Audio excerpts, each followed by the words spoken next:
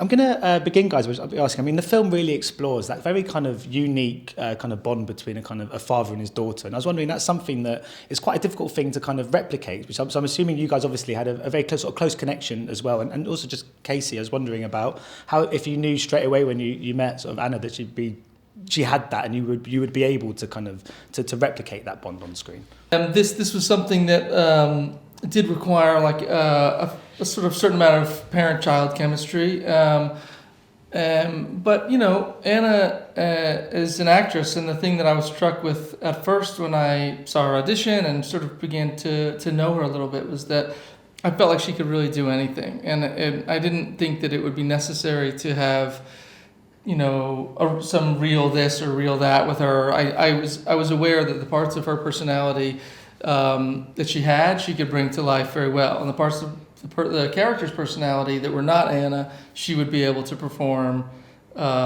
realistically and perfectly and beautifully. So I wasn't surprised at all, and I felt I was more worried about my own performance than I was about Anna's performance, for sure.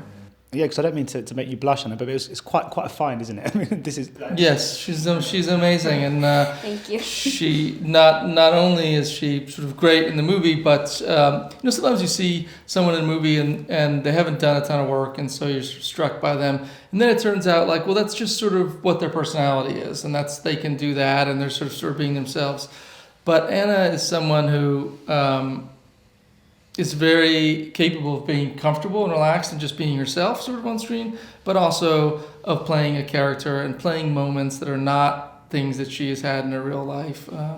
She can do lots of different things very, very well, and extremely professional, hardworking, maybe one of the most professional actors that I've ever worked with. There's a lot of dialogue in the movie, and she knew all of it, and she showed up every single day knowing exactly what she was supposed to do.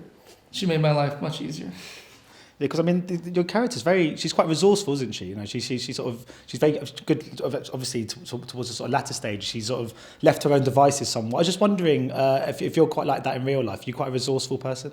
I hope so. Yeah, there was definitely a connection between me and my character. When you're acting in a movie or TV show or anything, you kind of turn yourself into the character, but also turn your character into you. You put your characteristics into the character, you know, and just fill your character with how you are and how you act in real life. And do you sort of have dreams to stay in this industry? I mean, I still don't know what I want to be when I grow up and I'm 30, so I'm not expecting you to know now. But just is this now you've obviously been in sort of a few sort of projects? Is this something you really have a real passion for that you'd like to explore further? Definitely, acting is my passion.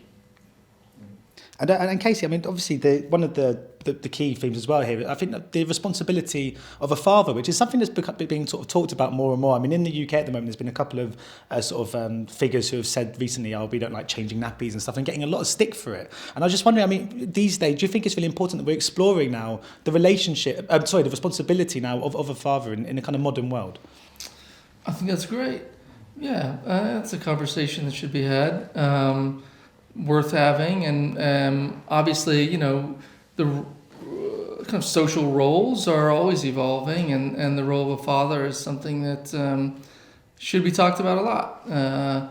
I have this idea that there should be, this is sort of unrelated, but I sort of feel like there ought to be parenting classes in high school. Like, you know, when you go to high school, they make you take all kind of stuff that you never actually have to think about. It doesn't really help you that much later in life. My mom was a teacher, and she would hate me saying that, but I think to a certain extent it's true, and that it's time to sort of reevaluate like what exactly we teach people in that critical period of their life as they're on the cusp of becoming sort of young adults, treated like adults, sent off to serve in the military or go to prison or drive a car or vote or have kids, as often, you know, people in their 20s.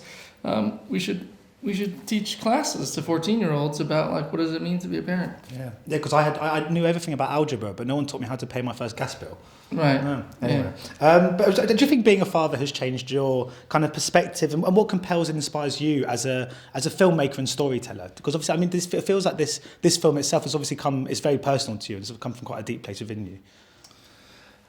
Yes, it does. I mean, most of my movies are something personal because, as Anna said so articulately, you're sort of putting so much of yourself into every part. And if you're really committed to doing the job, then you're bringing something that is authentic to the role. And I do care a lot about being a parent, and I don't know if there's any parent who would say that it hasn't changed them. It hasn't sort of opened their eyes to certain aspects of what it is to be a person.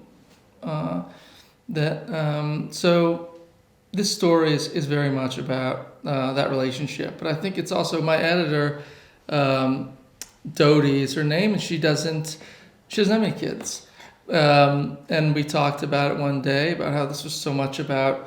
She says, "I don't have kids. This is so much about parenting, but you know what I think about every day when I'm cutting this is about being a kid." She's in her mid-50s, and she says, it makes me think very often about what it was like when I was a kid and my relationship to my parents.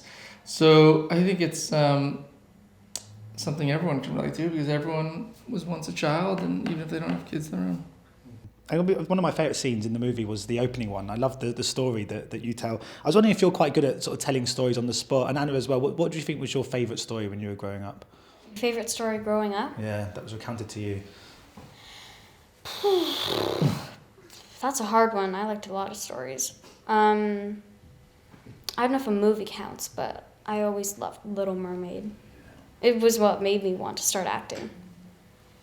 Yeah, I remember I would always dance to Little Mermaid and sing the songs and everything, and I wanted to be a mermaid. Who doesn't want to be a mermaid, you know?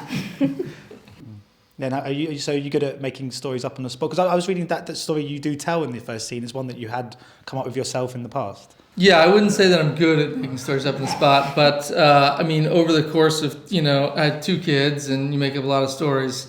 Everyone is bound to tell one story eventually that is good and makes sense, and this was one of them, and I wrote it down. And but there are lots of stories where your kids just go, "That's fine, never mind."